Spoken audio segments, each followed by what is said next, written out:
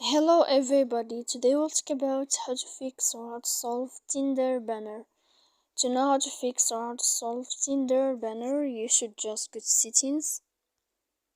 After that, in this page, you will click on apps, default apps, app settings. Here in this list, you will search about the application of Tinder and you will enter. Then in this list of app info, you will click on force stop and you will click OK. Then we go to click storage. After that, we click clear cache, and in the end you can go to Play Store. You will search about Tinder app, you will find here an install app, and you can wait a moment and you can install again your application.